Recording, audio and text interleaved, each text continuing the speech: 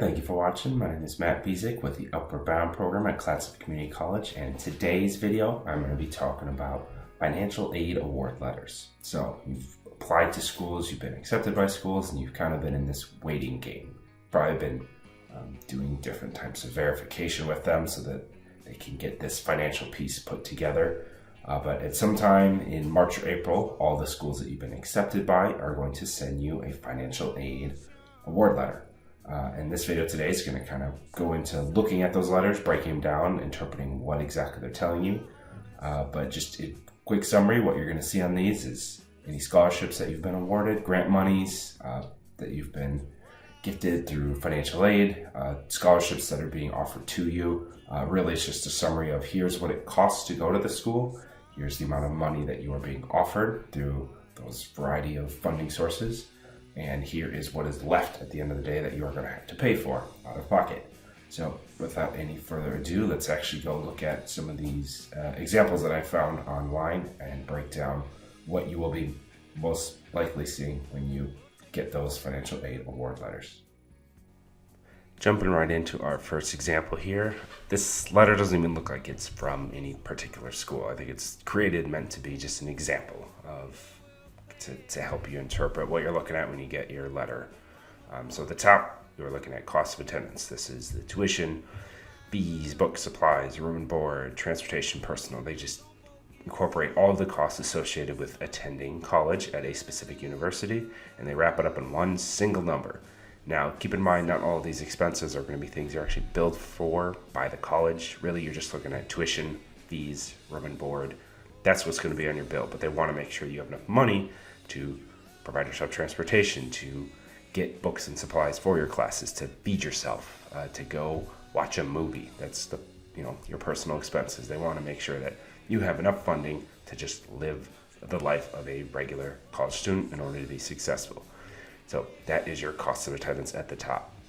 The next column down, you are looking at EFC. So when you completed your FAFSA, once you got your report upon completion, it summarized your EFC, estimated family contribution. This is what the college interprets you are going to be able to pay every year towards your college education, you and your family.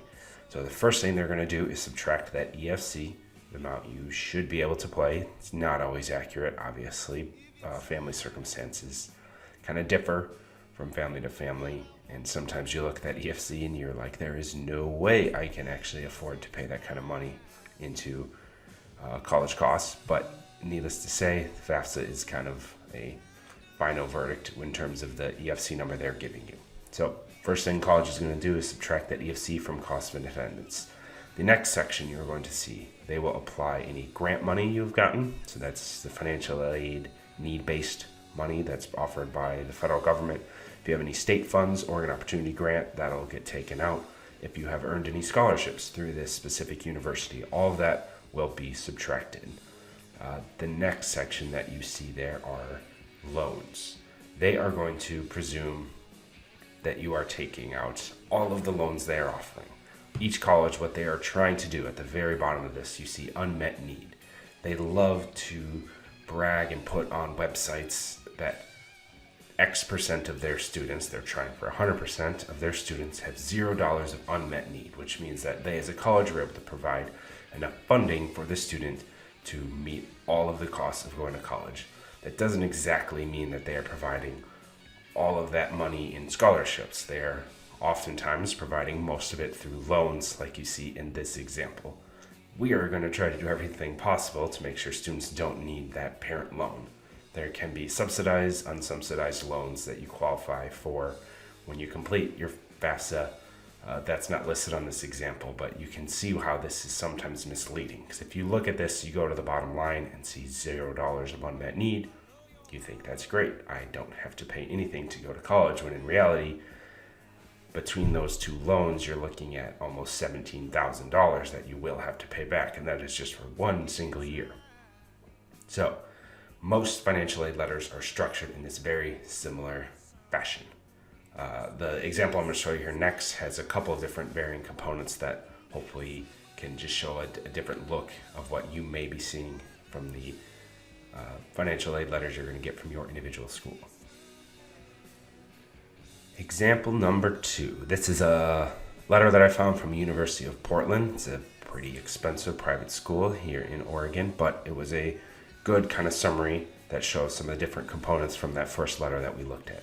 So you can't see on here the actual costs that they have listed. That will be on the letter you receive, but this shows you that the student in this particular example earns a scholarship from that school. That's that President's Scholarship, $15,000 per year. That's awesome. University of Portland grant. So it sounds like University of Portland has their own separate financial aid system. So for students who are in need, they can qualify for additional grant money. So the combination of those two things are over $20,000, and that is incredible. Now keep in mind the cost of going to a school like University of Portland is close to $50,000. In this particular example, I imagine it's exactly matches the total financial aid offered figure. When you look at that next column down, here's where you'll see the subsidized and unsubsidized loans. It's pretty typical that you will see it total this kind of amount. They're not going to offer you $20,000 in these type of loans because they don't want to give that to a incoming freshman. There are plenty of students who start college and do not finish, and they don't want to put insane amounts of debt solely on that student, which is why they limit how much you can borrow in the early years. However, with the Parent Plus loan, they will give you almost anything that your parents can qualify for. So should something happen, they can go after the parent and the parent's assets and the parent's income. Again, we do everything we can to avoid this. That last column there, you'll see federal college work study. So there's $2,000 listed here. You don't just get $2,000. This is basically saying that we will pay you up to $2,000 from the government for having a job on campus. But it is a useful source of income if you don't mind working a little bit on campus, and you can qualify to get some additional aid to help cover your college costs. Looking at this entire list, you'll notice that the scholarships that are listed on the college financial aid letter you're going to get are just the scholarships you've received through that school. If you have any other scholarships that you got through high school scholarship applications or local organizations, they are not going to be listed on here. So maybe you have $20,000 in other scholarships that you have earned through your senior year. You have to kind of keep that in mind and know that you do not need to borrow the maximum loans that are listed on here. You don't have to borrow any of them. Technically, you could just have to actually owe money while you're going to school. If you plan on working a little bit, you can make payments while you're in school. You can also obviously take those scholarships that you've earned outside of the college and apply them to the bills that you will have when you're attending college. The college's goal is to try to have that $0 of unmet need. That's why you see such massive amounts of loans always being offered. For each individual situation, students will have to kind of keep in mind what other funding sources they have when they're looking at these letters, and kind of do some math on your own and determine how much loans you actually need to take out if you're looking to do that, or if you need to do it at all. So that is a different look at what these letters can look like. For the most part, they are pretty simple, but it can be a lot of numbers thrown at you, and kind of navigating what they're all saying and what that $0 of unmet need can be complicated at times. So if you have any other questions, you just bring this letter in to a school counselor, you bring it to your advisor, you bring it to the college you're looking to go to, and you just ask somebody in financial aid, sit down with me and explain exactly what I'm looking at. It's our jobs to help you navigate this process and make it as easy as possible and put you in the best financial situation possible to attend college. And that is going to conclude our video on financial aid award letters. Needless to say, you could say that this information was compelling and rich. Hopefully these award letters arrive in your mail, have some good news for you, make your college education attainable and affordable. I again want to just thank you for watching. Good luck out there getting all that money. Go get it. Go to college. Yeah. I don't know what I'm doing. This looks way better with the string behind me. I'm Miss Alabama.